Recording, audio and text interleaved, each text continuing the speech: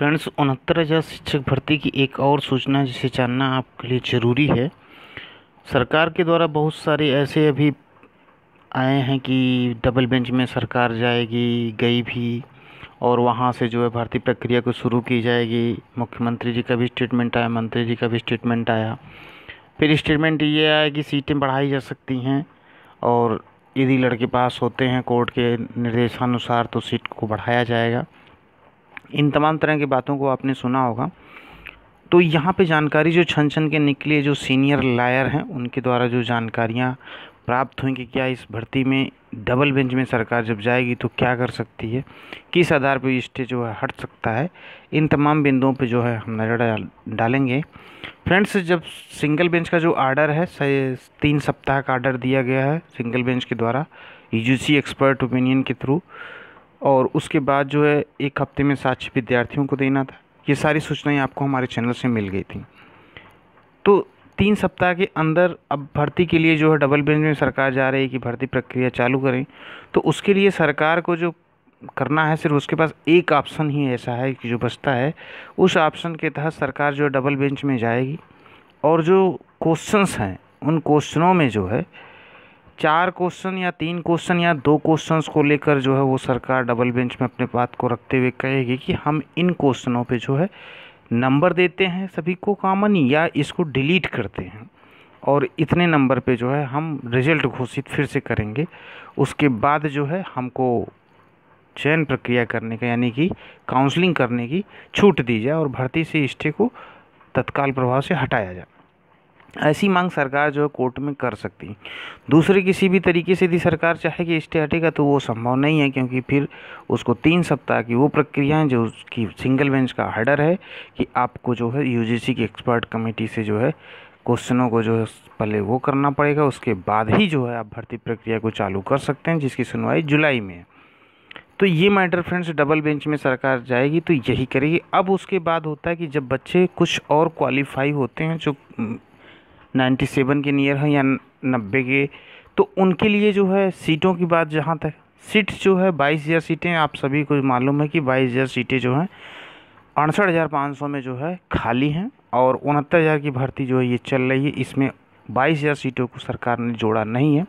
वो सरकार जो है उसको चुनावी मुद्दा बनाए या चुनाव जब आएगा उसके लिए रखी है तमाम तरह की। लेकिन सरकार इस 22,000 सीट को भी रख नहीं सकती है, क्योंकि जब सुप्रीम कोर्ट में वो जाएगी, जिस तरह शिक्षा मित्रों के लिए जो है डाटा लिया जा रहा है, कितने शिक्षा मित्र 40-45 पास हैं, कितने शिक्षा मित्र हैं, तमाम तरह की डाटा जो सरकार कलेक्ट कर रही है, तो वहाँ पे उसको ये भी बताना पड़ेगा कि 22,000 सीटों का वो क्या कर रही है, 22,000 सीटों को क्यों नहीं खोल दे रही है, ताकि शिक्षा मित्र उसमें सेलेक्ट हो सकें।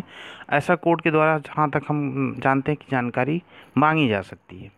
तो सरकार इसलिए जो है सीटों के संदर्भ में जो है विचार करेगी कि सीटें ओपन करके, ताकि वहाँ भी उसको जवाब देने में आसानी हो, और यहाँ से डबल बेंच में जो है जाके वो जो है स्टे हटाने में भी कामयाब हो। तो एक तीर से 2 निशाने उसके सिद्ध होंगे। जब सीटों बढ़ाने की बात हो गई कोर्ट में, तो न्यायालय इस पर विचार करके जो है निर्णय दे सकता है। अब सरकारें जो हैं जितनी भी कोशिशें कर रही हैं वो सारी कोशिशें ठीक है भर्ती प्रक्रियाओं को चालू करने की, लेकिन जो धांधली समझ में आई है, यानी कि जो धांधली ऐसी हुई है, उन धांधलियों पे लेकर के जो है सरकार को जल्द से जल्द जो भी जांच है उन जांच पे जल्द से जल्द निर्णय लेना चाहिए, क्योंकि 2 ही 3 ऐसी प्रक्रियाएं हैं कि जो इस भर्ती को फंसाए हैं।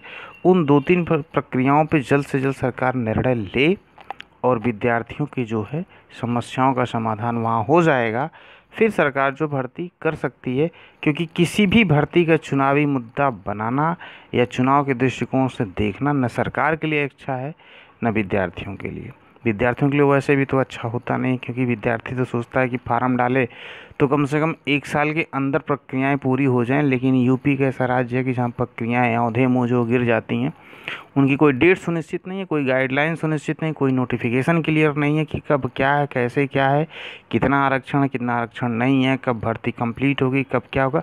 तमाम तरह की अड़चनें आती। बहानेबाजी में सिर्फ एक जांच की प्रक्रिया आती है। जांच सरकार जो है कराती है कि नहीं कराती, सिर्फ एक शगुफा होता है कि जाँच करा रहे हैं, और वो जाँच लंबी खिंच जाती है और विद्यार्थी उससे परेशान होते हैं। इन तमाम तरह की भर्तियों में आप देखेंगे, चाहे यूपीपीएससी की भर्ती हो, चाहे यूपीट्रिपलएससी की भर्ती हो, चाहे जो है ये शिक्षा जगत की भर्ती हो, चाहे आप प्रवक्ता की भर्ती हो, यानी कि एलटी ग्रेड की बात, इन सभी भर्तियों में जो सरकार ऐसी ढुलमुल रवैया अपनाती है, तो सरकार को इससे जहाँ तक है बचना चाहिए, क्योंकि समय कम है, चुनाव नज़दीक है और 3 साल के कार्यकाल में जो है कोई ऐसी रिक्रूटमेंट प्रोसेस सरकार के द्वारा नहीं की गई है जो छात्रों में एक विश्वास पैदा कर सके कि सरकार जो है वो ज़ीरो टॉलरेंस के साथ भर्ती प्रक्रियाओं को आसानी से पूरी करती है विगत सरकारों की अपेक्षा। तो फ्रेंड्स, डबल बेंच की आज की जो ये अपडेट है, जो कि छन छन की हमको जानकारी मिली थी, तो हमें लगा आप लोगों को भी इससे अवगत कराएं। ये वीडियो आपको कैसी लगी फ्रेंड्स, कमेंट के थ्रू ज़रूर बताइए और चैनल को सब्सक्राइब और बेल आइकन को प्रेस करना ना भूलिएगा फ्रेंड्स। Thank you.